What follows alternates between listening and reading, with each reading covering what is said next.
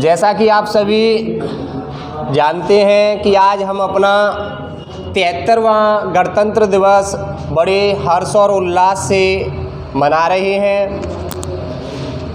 हम इस 26 जनवरी को गणतंत्र दिवस के रूप में क्यों मनाते हैं, इसके पीछे कई रीज़न है कि 26 जनवरी सन 1950 को हमारे देश का संविधान लागू हुआ था और हमारा देश 15 अगस्त सन 1947 को अंग्रेज़ों के चुंगल से आज़ाद हुआ और 26 जनवरी 1950 को हमारे देश का संविधान लागू हुआ और उसी दिन से आज तक और आगे भी हम इस दिन को 26 जनवरी यानी कि गणतंत्र दिवस के रूप में मनाते हुए आते हैं। हमारे देश को आज़ादी दिलाने के लिए हमारे अनंत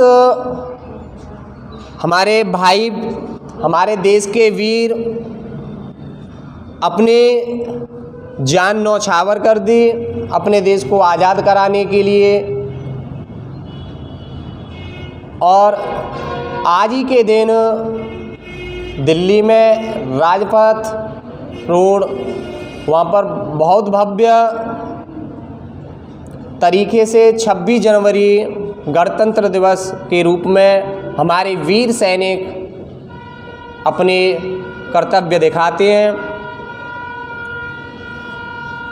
तो मैं आगे आप सभी से यही कहूँगा कि जिस तरह से हमारे वीरों ने हमारे देश को आज़ादी दिलाई, जिस तरह से उन्होंने संघर्ष किया अपने जीवन में, उसी तरह से मैं भी अपने सभी स्टूडेंटों से, सभी भाई बहनों से यही कहूँगा कि उसी संघर्ष को आगे बढ़ाते हुए आप भी अपने शिक्षा के क्षेत्र में संघर्ष करें और एक ऊंचा मुकाम हासिल करें। जिस ऊंचाई तक आप पहुंच सकें उतनी ऊंचाई तक पहुंचें और विशेष तरीके से संघर्ष करते रहें।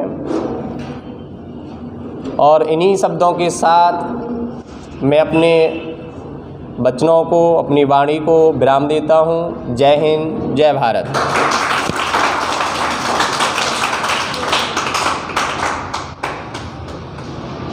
नहीं आएंगे, एक का चक्कर है कि नहीं? ध्यान दें, जैसा कि सर ने बताया उसी में हम चंद लाइन आगे जोड़ेंगे बस, ठीक है। 26 जनवरी क्यों मनाते हैं, तो सर ने बता ही दिया है क्यों मनाते हैं, है कि नहीं। वर्तमान में जो हमारा 26 जनवरी है 73वां 26 जनवरी है, समझ रहे हो, 73वां। 1950 से जोड़ दें तो 73 जोड़ दें तो आज का ही दिन आ जाएगा, समझ रहे हो। अब समझते हैं, देखो 26 जनवरी मनाना, 15 अगस्त मनाना, एक दिन देशभक्ति दिखाना, ये टाइम पास वाली बात हो गई। आज सबके स्टेटस लग रहे होंगे मोबाइल पर, है कि नहीं। अरे सुन लो, सबके ज़्यादातर स्टेटस लग रहे होंगे, कोई किसी को विशेष कर रहा होगा, लेकिन एक ही दिन क्यों, भाई केवल एक दिन कि आज ही बस 26 जनवरी है, भाई एक दिन मतलब वो 15 अगस्त आएगा, उसी दिन हमारे देशभक्ति दिखती है। देशभक्ति हमारे अंदर से मिटनी नहीं चाहिए, 365 दिन देशभक्ति होनी चाहिए। अब तुम सोच रहे होगे देशभक्ति फिर करें कैसे, आर्मी में जा नहीं पा रहे हैं जो टेस्ट पास नहीं होता है कि नहीं, पुलिस की जगह नहीं निकलती है। तो देशभक्ति का मतलब ये नहीं है, वो देशभक्त तो हैं जो हमारे सीमा पर खड़े हुए हैं, फौजी हैं, जाड़े गर्मी बरसात सब चीज़ में देश की रक्षा करते हैं। लेकिन तुम भी एक देशभक्त बन सकते हो। वो कैसे? वो बन सकते हो अगर आदमी कोई परेशान है, अगर आप वहाँ से बगल से निकल रहे हो तो तुम कैसे देशभक्त कहलाओगे, है कि नहीं।